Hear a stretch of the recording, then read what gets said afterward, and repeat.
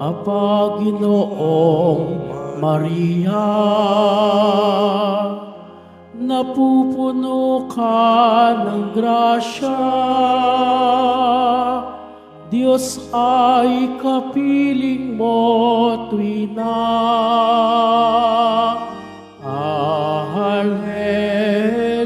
Alleluia, Alleluia, Alleluia, Alleluia.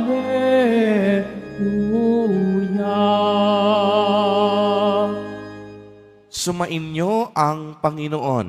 At sumayo rin. Ang mabuting balita ng Panginoon ayon kay San Lucas. Papuri sa iyo, Panginoon. Noong panahong iyon, ang Anghel Gabriel ay sinugo ng Diyos sa Nazareth, Galilea, sa isang dalaga na ang pangalay Maria. Siya'y nakatakdang ikasal kay Jose, isang lalaki buhat sa lipi ni Haring David.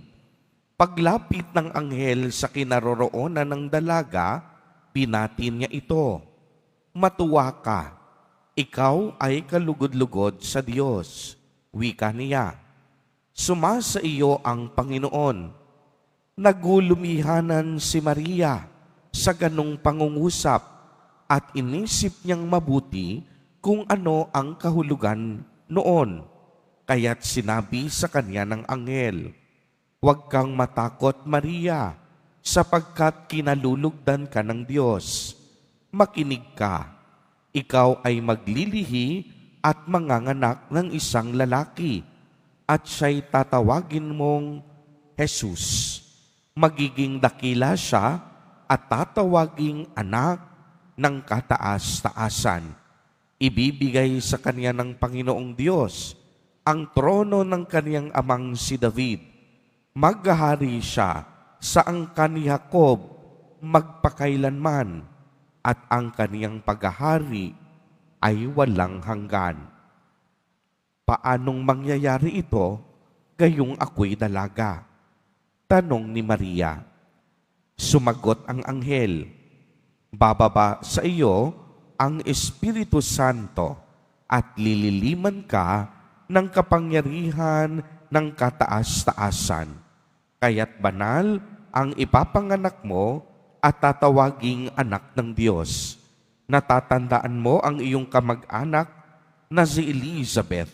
Alam ng lahat na siya'y baog, ngunit naglihi siya sa kabila ng kaniyang katandaan. At ngayoy, ika-6 na buwan na ng kaniyang pagdadalang tao, sapagkat walang hindi mapangyayari ang Diyos. Sumagot si Maria, ako ay alipin ng Panginoon. Mangyari sa akin ang iyong sinabi. At nilisan siya ng anghel. Ang mabuting balita ng Panginoon. Pinupuri ka namin, Panginoong Kristo. Magsiupo muna pong lahat. Magandang umaga po sa inyong lahat, mga kapatid kay Kristo. Sa lahat po ng ating mga taga-subaybay, sa iba't ibang online platforms, at sa lahat ng ating mga kadiboto, sa iba't ibang panig ng Pilipinas, at maging sa buong mundo, kung saan tayo ay naaabot ngayon ng ating live streaming. Mapayapang umaga din po sa inyong lahat. Purihin at dakilain natin ang ating Panginoon, ang mahal na poong Jesus Nazareno. Mga kapatid kay Kristo at mga kadiboto, malugod po namin kayong tinatanggap sa Basilica Minor at Pambansang Dambana ni Jesus Nazareno. Ngayon po ay ipinagdiriwang natin ang kilalang aparisyon ng ating mahal na Birheng Maria, ang Birhen ng Guadalupe. Ang debosyon po natin sa Our Lady of Guadalupe ay nagmula pa sa bansang Mexico ang mahal na Birhen ay nagpakita kay San Juan Diego sa Tepeyac Hill noong December 1531. Alam po ninyo, biyudo at mahirap lang si San Juan Diego. Naglakad siya noon sa isang burol nang makarinig siya ng isang magandang musika na para bang huni ng mga ibon. Isang maningning na ulap ang lumitaw at sa loob nito ay nakatayo ang isang nakadamit na tulad ng prinsesa ng Aztec. Maganda ang naging pahayag nito kay San Juan Diego na sinabi sa kanya, "Hindi ba ako ito na iyong ina?"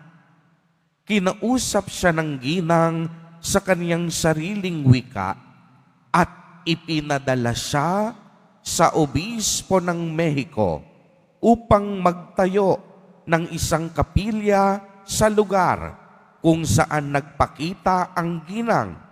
Subalit alam ninyo, hindi agad-agad naniwala ang obispo. Sa parehong oras, ang tiyuhin ni San Juan Diego ay magkasakit ng malubha. Tiniyak sa kanya ng mahal na ina, nagagaling ang kanyang tiyuhin at naganap nga ito. Binigyan din siya ng mga rosas para dalhin sa obispo sa kaniyang kapa o yung tinatawag na tilma. Noong December 12, nang buksan ni San Juan Diego ang kaniyang tilma sa harapan mismo ng obispo, ang mga rosas nahulog sa lupa. At ang obispo na dating hindi naniniwala ay napaluhod sa kaniyang mga tuhod sa tilma na kung saan ang mga roses ay lumitaw. Lumitaw din ang isang imahe ni Maria na eksakto kung paano nagpakita sa burol ng Tepeyac. Kaya nga, ang aparisyon ng mahal na Birhen ng Guadalupe ay isang buhay na paalala sa atin na tulad ni Maria, nararapat tayo na maging handang sumunod sa kalooban ng Diyos. Sa ating ebanghelyo, narinig natin ang marubdob na pagsunod ni Maria. Alam po ninyo, nung mga panahong iyon, kung tatanungin ninyo si Maria, simple lang ang pangarap niya. Ano ang pangarap ni Maria? Pakasalan si Jose at magkaroon ng simpleng pamilya. Ni sa hinagap ng isip ni Maria, hindi niya naisip na siya ay hihirangin bilang ina ng kataas-taasan at kabanal-banalang Diyos. Kaya nga, sino mang babae na nasa katayuan ni Maria, maaaring magulat, magdalawang isip at tumanggi sa laki ng responsibilidad na ipagkakatiwala sa Kanya. Pero tignan ninyo ang disposisyon ni Maria. Bagamat maraming katanungan at agam-agam sa kaniyang puso't isipan, hindi sarili ang inisip ni Maria. Sinunod niya buong buo ang kalooban ng Diyos. Hindi niya pinagdudahan ang kapangyarihan, ang awa at pagmamahal ng Diyos na ipagkakatiwala sa Kanya. Bagamat sa mga sandaling iyon, malabo pa para sa Kanya kung anong talagang mangyayari, anong ginawa ni Maria. Siya ay nagtiwala sa Diyos. Si Maria umapit sa kapangyarihan ng Diyos. Isinantabi ni Maria ang lahat ng kaniyang pangarap upang magbigay daan sa plano at kalooban ng Diyos. Kaya nga, ang aparisyon na ito ng mahal na Birhen ng Guadalupe ay isa ring pagpapatunay ng kagandahang loob ni Maria para sa plano at lahat ng kalooban ng Diyos. Kung inyo pong mapapansin, ang Our Lady of Guadalupe, ang ating poon, mahal na ina, ay nagdadalang tao.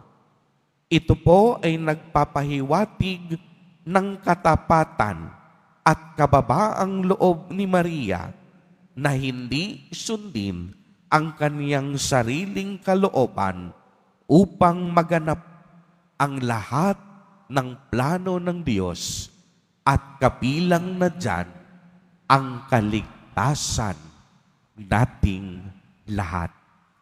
Dahil sa pamamagitan ni Maria, isinilang si Jesus Nazareno na ating guro, tagapagligtas at manunubos.